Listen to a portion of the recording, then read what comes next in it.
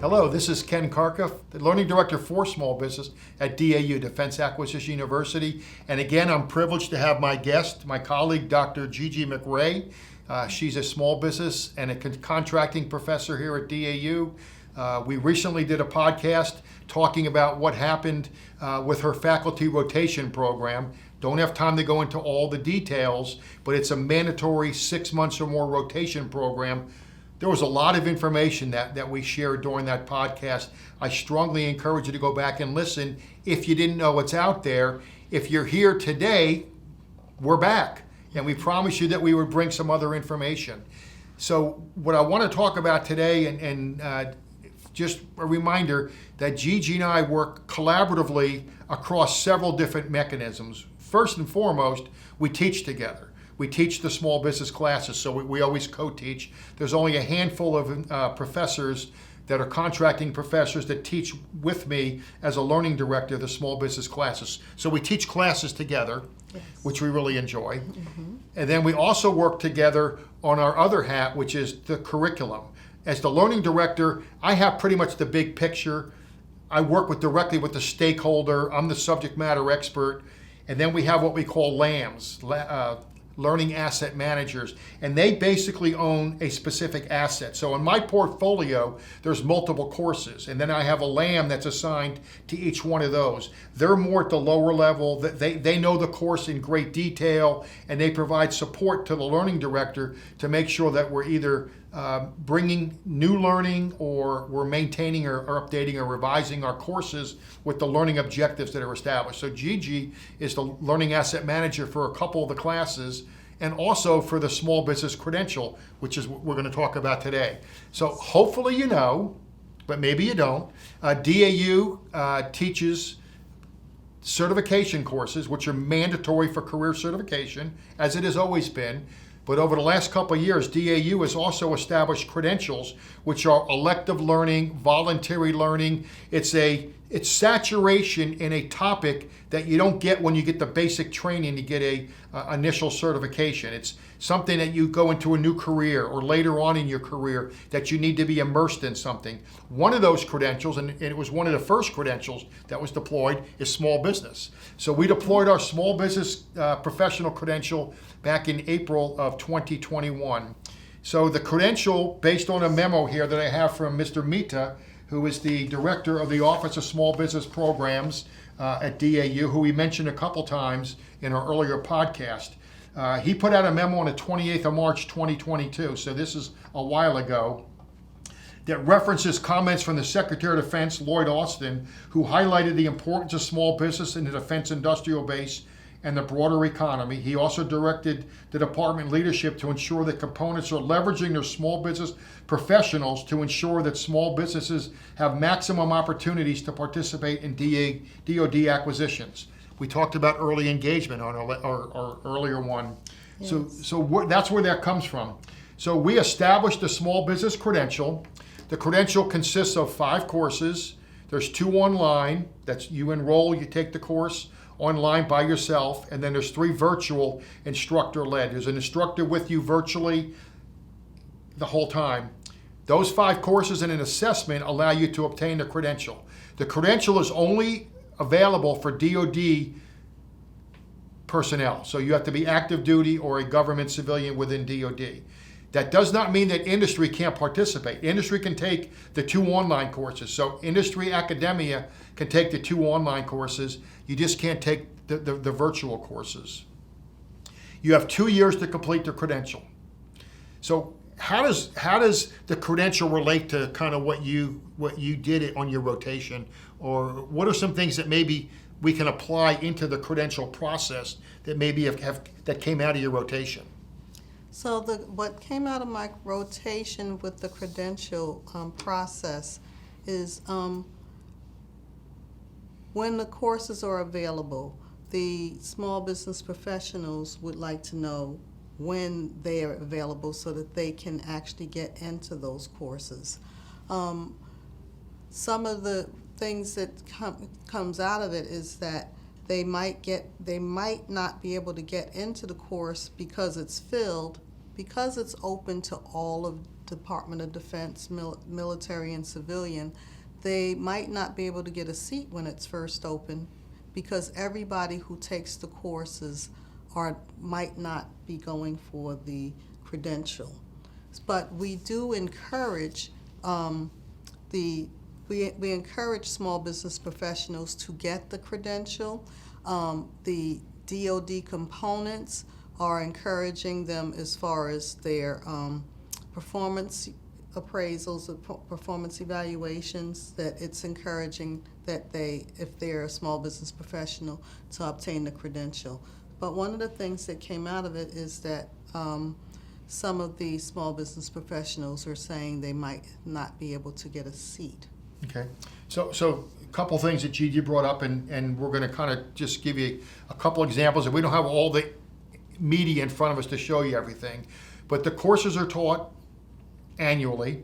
Each course may be taught 3 or 4 times, so there's not a lot of small business courses that are taught.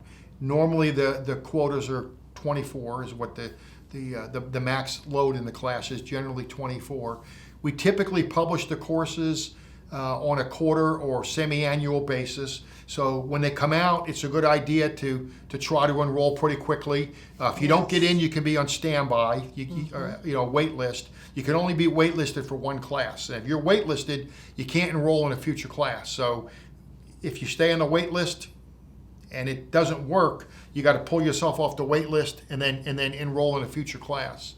So what we want to make sure is that the small business professionals are getting a fair opportunity, which they generally do, to enroll in the classes. But again, the classes are self-enrollment. You go to the DAU iCatalog, you find a course that you're interested in, the ones that are self-enrollment. All the small business virtual classes are self-enrollment.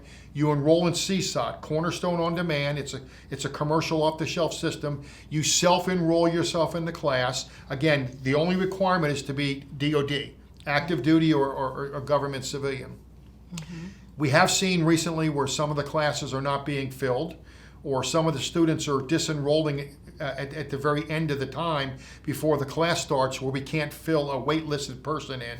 So we really don't want to teach a class that's mapped for 24 people and then have several students either drop out at the last minute or no show, and then we only teach the class with 17 or 18 students. We'll still teach the class, but we're missing seats. So we want to make sure that we do that. Why is that important? Because the students are progressing through their timeline to get that credential. And one thing that is going to happen is we're going to move to a timeline probably next spring, the springtime of 2024, where the credential is going to have some updates to it, and it's going to take the 2-year allotment of time to do the credential down to a year.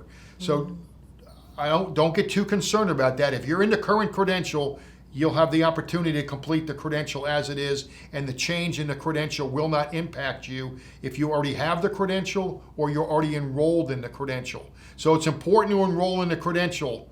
I've had a couple students that didn't realize that, and then when the courses were updated, we mentioned the last podcast, the 2 online courses were updated. So the earlier predecessor courses were retired. The 2 new courses were entered in the credential. And if you were not enrolled in the credential, even if you had completing the earlier courses that were retired, you had to take the 2 new courses. That caught some students by surprise. So please, please, please enroll in the credential. You can take the courses without being enrolled, but the risk is if the courses in the credential change and you are not enrolled, you have to take the current courses in a credential when it's deployed. That's DAU policy.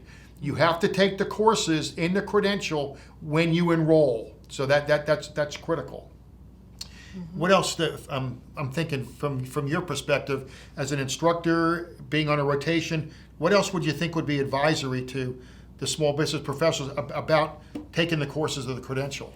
Well, one of the things that I would recommend or encourage is that if you find that if you're enrolled in a course or an SBP course that's required for the credential, and you find that you are not going to be able to sit for that course, it's just like it's a self-enroll. You have to go back into CSOT and disenroll.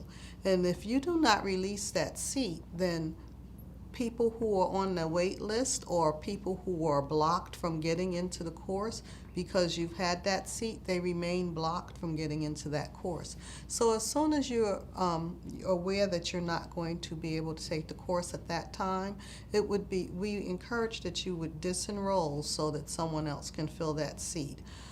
Because it does not just hurt the person who's not getting the seat, it can actually hurt you in the long run if you're going to sit for the credential, because that course might be filled when you come off the list. It might be filled with people who could have been sitting in the seat that you did not release. Right. Excellent point. So I'm just thinking now from a time perspective, and this is notionally for small business professional courses, generally the same process, I guess, for the DAU online courses. And these are the self-enrollment. These are not the ones that you have to go through the DACM or the DATM. These are, you have to self-enroll. You don't need any supervisor or DACM or DATM approval. Mm-hmm. Typically, DAU goes out with communication from the region that's going to host and teach the course about 30 to 45 days before the course. You'll get some generic information, and they ask you basically to RSVP and let DAU know that you are going to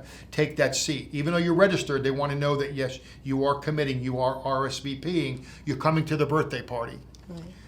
Once you get inside that 30-day window, generally, you're going to get an email from either GiGi or I or one of the small business instructors welcoming you to the course and giving you some specific academic information. And as a reminder, always follow the guidance that you get from the instructors in the course, more so than a generic email from DAU, because you might get a time change or you might get some updated information. Always follow the guidance that you get from your instructors. You get to that 10-day window when basically registration is basically turned off now. The class is pretty much locked down. What GiGi is saying is if you know you're not going to be able to take the course, disenroll yourself before that 10-day window so that we can get some folks in off the wait list. What happens is students wait till the day before and realize, I can't take the class. Something happened, and we know life happens, but at that point we can't insert somebody, so we lose a quota. And the other thing is, why is it important to give students a little bit of time before class?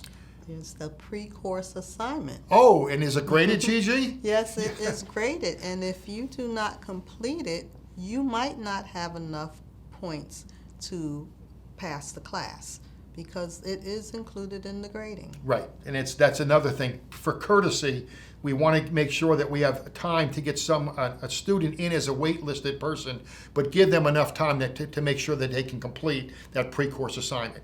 Yes. It's a couple hours of work, notionally 2 or 3 hours of work, but it is a bit of work, and as GiGi mentioned, it is graded and it counts towards your final grade.